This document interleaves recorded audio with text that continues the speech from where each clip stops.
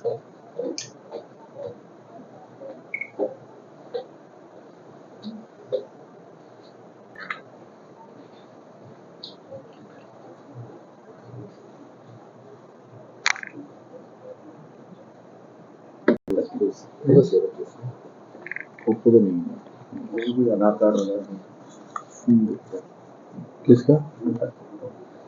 यार किसी का दूसरा भी है। राजस्थान मथुरा यूपी हरियाणा दिल्ली भी इंटरस्टेट गए होंगे ना।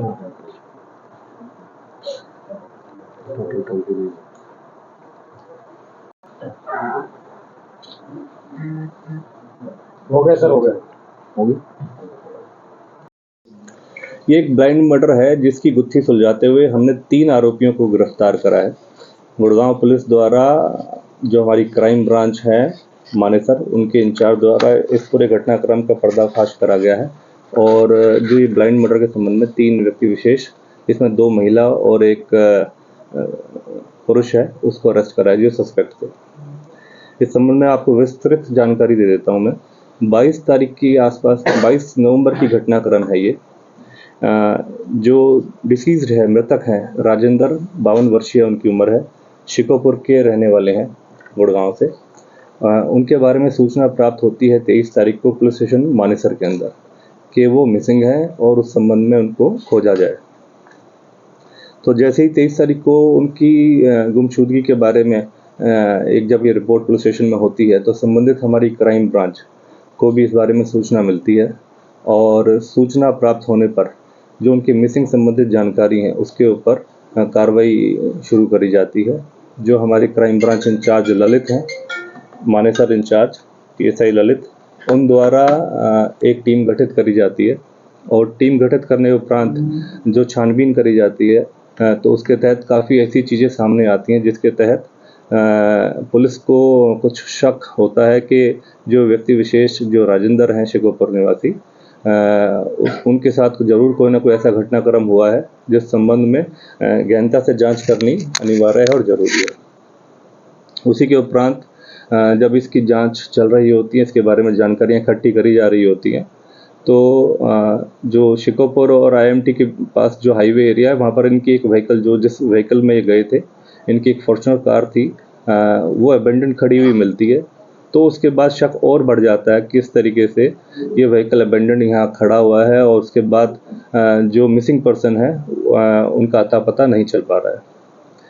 तो उसी के क्रमबद्ध तरीके से जब आगे हम कार्रवाई अपनी बढ़ाते हैं तो CCTV के माध्यम से और अन्य ऐसे फोरेंसिक टूल्स का इस्तेमाल करते हुए हमें और कुछ जानकारियाँ प्राप्त होती कि जो राजेंद्र हैं ये किन किन जगहों पर जब अपने घर से निकले थे तो वहाँ गए थे।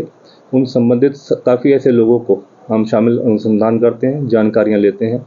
तो उसमें उसी जांच के दौरान हमें कुछ पता चलता है कि जो सुषमा हैं, जो IMT सेक्टर 1 की निवासी हैं, वहाँ रहती हैं, उनके पास काफ़ी आना जाना था मृतक का और काफ़ी पुराने समय से उनके आपसी जानकारी थी। उसी को चलते जब हमने उनको पूछताछ में लिया और अन्य जो उनके और कुछ वहाँ पर जो साथी थे उनको पूछताछ में लिया तो अलग अलग वर्जन्स रिकॉर्ड हुए। उन वर्जन्स को जब हमने एनालाइज करा तो देखा कि कहीं ना कहीं ज़रूर इनके अंदर ऐसी सिचुएशन है जहाँ पर ये कुछ पुलिस से छुपा रहे हैं। तो और गहनता से जब उनसे और पूछताछ जब आगे बढ़ाई गई और इंटरोगेशन के लेवल पर जब उनको पूछताछ में लिया गया तो कुछ बातें जो इनके रिकॉर्ड के अनुसार अलग अलग आ रही थी, तो उसके तहत हमें कुछ जानकारियाँ प्राप्त हुई कि इन्होंने एक योजनाबद्ध तरीके से अपने कुछ साथी, सुषमा ने अपने कुछ 2 साथियों के साथ मिलकर उनकी हत्या कर दी है। और जिस संबंध में हत्या की पुष्टि करने हेतु की हत्या करने का किस तरीके से मॉडस ऑपरेंडी रहा है और किस माध्यम से और किन लोगों के साथ ये हत्या के क्रम को अंजाम दिया गया है, तो उसमें जानकारियाँ इकट्ठी करी गई और संबंधित जो टीम है हमारी, वो हमने डेड बॉडी रिकवर करने के लिए जहाँ पर इन्होंने स्पॉट बताया था वहाँ पर भेजी गई। जो पूछताछ में पता चला कि जो हत्या करी गई है उसमें बॉडी को डिस्पोज ऑफ करने के लिए, ठिकाने लगाने के लिए इन्होंने रेवाड़ी पे एक हाईवे के पास बॉडी को फेंक दिया गया है। क्योंकि 22 तारीख से ये अपने घर से निकले हुए थे और 23 तारीख को इस बारे में रिपोर्टिंग करी गई थी, तो संबंधित हमारी क्राइम ब्रांच मानेसर की टीम ने रेवाड़ी की तरफ जब जाना शुरू करा और संबंधित जो हमारी रेवाड़ी पुलिस है उससे जब संपर्क करा तो वहाँ से सूचना प्राप्त हुई कि एक व्यक्ति विशेष लगभग 50 वर्ष के आसपास की जिनकी आयु है, उनकी एक डेड बॉडी रिकवर करी गई है हाईवे से। रामपुरा पुलिस स्टेशन है, उनके जुरिस्डिक्शन एरिया से ये डेड बॉडी को रिकवर करा गया और मॉर्चरी में वहाँ पर रखवाया गया था।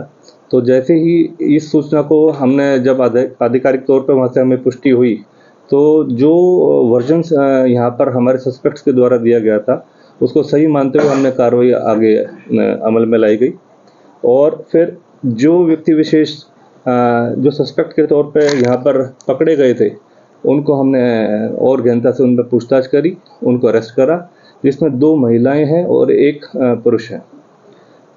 इसके पीछे जो घटनाक्रम रहा, जो मोडस ऑपरेंडी रहा, एक सुषमा नाम की एक महिला है जो 42 वर्षीय है, IMT सेक्टर 1 की निवासी है।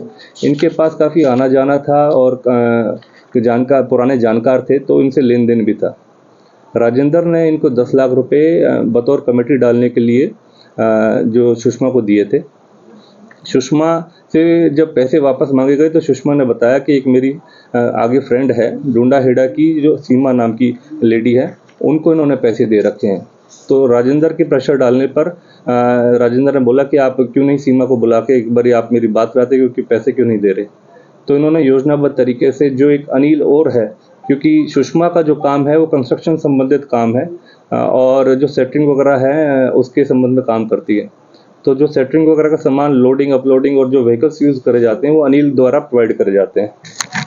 और सुषमा ने अपने साथ अनिल को और सीमा को योजनाबद्ध तरीके से इस पूरी घटनाक्रम को अंजाम देने के लिए अपने साथ लालच दिया और शामिल किया।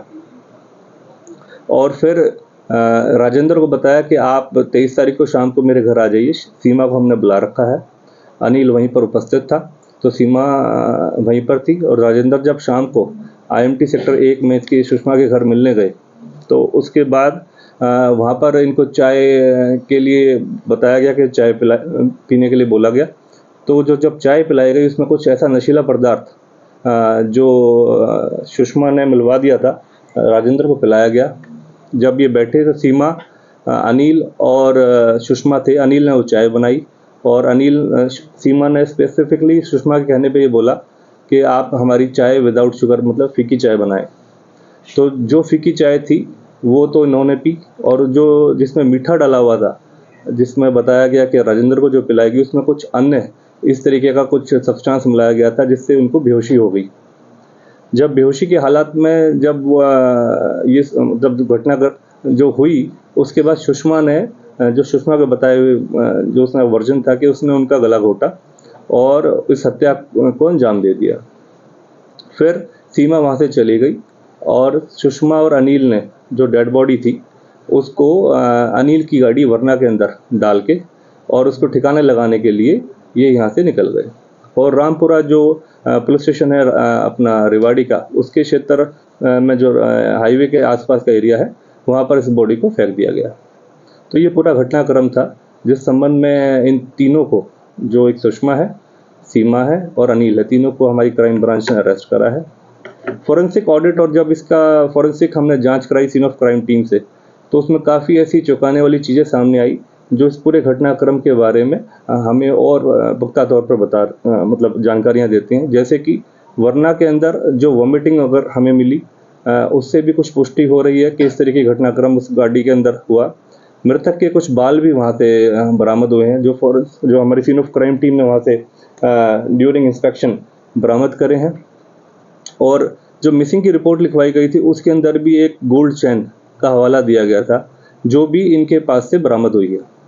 तो ये सभी घटनाक्रम को एक ब्लाइंड मर्डर था जिसके अंदर हम 24 घंटे के अंदर हमारी क्राइम ब्रांच मानेसर की टीम ने इस पर तत्परता दिखाते हुए, कार्रवाई करते हुए इस ब्लाइंड मर्डर को खोलने में और इन संबंधित सभी व्यक्ति विशेष जो सस्पेक्ट थे उनको अरेस्ट करने में सफलता प्राप्त करी है। सुषमा राजेंद्र के संपर्क में कब से थी और ये योजना कब बनाई थी राजेंद्र को मारने?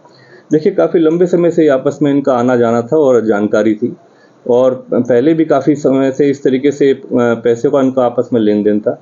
लेकिन पिछले कुछ समय से इनके आपसी मनमुटाव होने के कारण और इस तरीके की कुछ संबंधित घटनाक्रम के दौरान ये काफ़ी सुषमा इस चीज़ से तंग थी कि बार बार वो पैसे मांग रहे हैं, अन्यथा कुछ और भी ऐसी वजह हो सकती हैं जिसके बारे में अब इनको पुलिस रिमांड पे लिया जाएगा और इनसे और गहनता से आगामी चीज़ों के बारे में जानकारियाँ ली जाएगी। इस चीज़ से गला घोटा सर पहले मामला दर्ज नहीं, अभी तक जो ICGS रिकॉर्ड है उसके किसी के ऊपर कोई इस तरीके का अभी कोई आपराधिक मामला दर्ज नहीं है। और जो हत्या को जो अंजाम दिया है, जब जो बेहोशी की हालत में थे राजेंद्र, तो अपने हाथ से सुषमा ने स्वयं अपना गला घोट के इस हत्याक्रम को अंजाम दिया। Thank you. और इसी घटनाक्रम के दौरान जब नशीला पदार्थ चाय के अंदर मिलाया गया था, तो उस दौरान सुषमा ने इस घटनाक्रम को अपने हाथों से एक चुन्नी के माध्यम से उसका गला घोटा गया और हत्या को जो अंजाम दे दिया गया। और बाद में इसको और दूसरी तस्वीर दिखा देते हुए एक सल्फास का इस्तेमाल करते हुए इनके कपड़ों और इनके मुंह में डाला गया, ताकि जो घटनाक्रम से पता चले कि किस तरीके से या तो सुसाइड अटेम्प्ट है या अन्यथा कुछ और बात। तो ये जो भ्रमक सारी कहानी बनाने की कोशिश करी और सो जो बातें जो सस्पेक्ट्स थे उन्होंने इस घटनाक्रम को एक अलग दिशा देने की प्रयास करा, ताकि पुलिस भ्रमित रहे और पुलिस सही एंगल पर जांच ना कर पाए। लेकिन समय रहते हुए हमारी क्राइम ब्रांच की टीम ने इन सभी पहलुओं के ऊपर जांच करते हुए इन सभी को पकड़ने में सफलता प्राप्त करी है। Thank you.